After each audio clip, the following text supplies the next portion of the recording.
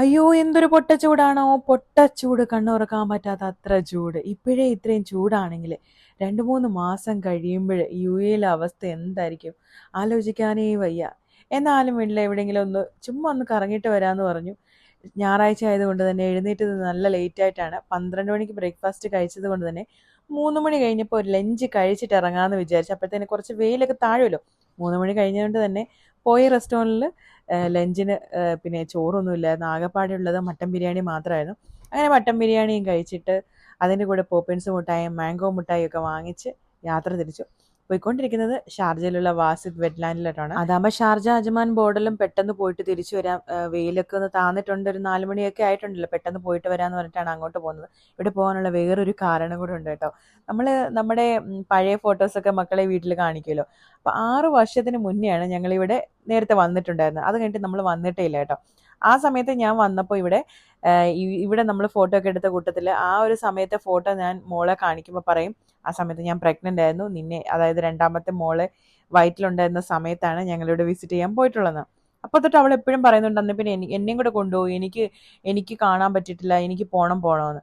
Corona സമയത്തൊക്കെ ഇവർ കുറച്ച് നാൾ അടച്ചിട്ടിരിക്കുകയായിരുന്നു. അപ്പോൾ നമുക്ക് അങ്ങനെ പോകാൻ പറ്റില്ല.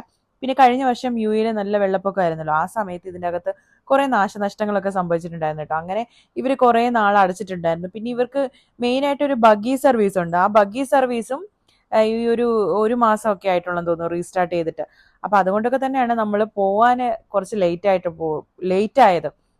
പിന്നെ ഇവിടെ പോകുമ്പോൾ 12 വയസ്സിന് താഴെയുള്ള കുട്ടികൾക്ക് ഫ്രീ ആണ്. അഡൽസിന് 15 ദിറംസ് ആണ് ടിക്കറ്റിൻ്റെ ചാർജ് വന്നിട്ട്. നമ്മളൊരു 4 മണിയൊക്കെ കഴിഞ്ഞ് ചെന്നപ്പോഴത്തേക്കിന് വീക്കെൻഡ് ആയതുകൊണ്ട് തന്നെ ഒരുമാതിരി നല്ല തിരക്ക് തന്നെ ഉണ്ടായിരുന്നു കേട്ടോ. നമ്മുടെ കയ്യിൽ 2 ടിക്കറ്റേ ഉള്ളൂ കണ്ടോ. 2 കുട്ടികൾ, 2 അഡൽസും 2 കുട്ടികളും. ഇൻഡോർ ആയതുകൊണ്ട് തന്നെ നല്ല രസമുണ്ട് കേട്ടോ. കുറച്ച് എ സിക്കകത്തിലൊക്കെ ഇങ്ങനെ കുറേ പക്ഷികളൊക്കെ ഇങ്ങനെ കണ്ട് അങ്ങോട്ടും ഇങ്ങോട്ടൊക്കെ നടക്കാം. റെസ്റ്റോറൻ്റ് ഒക്കെ ഉണ്ട് ഇതിൻ്റെ അകത്ത്, ചെറിയ ചെറിയ റെസ്റ്റോറൻറ്റുകൾ. ഫാമിലിയും കുട്ടികളിലൊക്കെ ആയിട്ട് നല്ല ഒരുമാതിരി തിരക്കുണ്ടായിരുന്നു. ഇപ്പം ഈ കിളികളുടെയൊക്കെ മുട്ടയിടുന്ന സീസണാണ് കേട്ടോ, അടയിരിക്കുന്ന സീസണാണ്. അതുകൊണ്ട് തന്നെ കുറേ കിളികൾ ഇവിടെ അടയിരിക്കുന്നതൊക്കെ നമുക്ക് കാണാൻ പറ്റുമായിരുന്നു. ഈ കിളികളുടെ ഒന്നും പേര് എനിക്ക് അറിഞ്ഞുകൂടാ, അതുകൊണ്ട് തന്നെ ഞാൻ പേര് പറയുന്നില്ല. പിന്നെ കുട്ടികൾക്ക് ഇങ്ങനെയൊക്കെ കളിക്കുന്ന കുറേ സാധനങ്ങളൊക്കെ ഉണ്ടായിരുന്നു കേട്ടോ. കണ്ടോ, കുറേ കിളികൾ ഇങ്ങനെ മുട്ടയിടുന്ന സമയം തന്നെയാണ്. അതുകൊണ്ട് തന്നെ നമുക്ക് അതൊക്കെ നേരിട്ട് ഇതിലൊരു ഗ്ലാസ്സിൽ കൂടിയാണ് നമ്മൾ കാണുന്നത്. നമ്മൾ ആ ഗ്ലാസ്സിൽ കൂടി അപ്പുറത്തുള്ള കിളികളെ എല്ലാം കാണാൻ പറ്റുന്നുണ്ട്. അവർ നല്ല രീതിയിലാണ് അവർക്ക് വേണ്ടിയിട്ടുള്ള ഇതൊക്കെ ഉണ്ടാക്കി കൊടുത്തിരിക്കുന്നത്. പല തരത്തിലുള്ള പല കളറിലുള്ള പക്ഷികളെ നമുക്ക് ഇവിടെ വന്നു കഴിഞ്ഞാൽ കാണാൻ പറ്റും.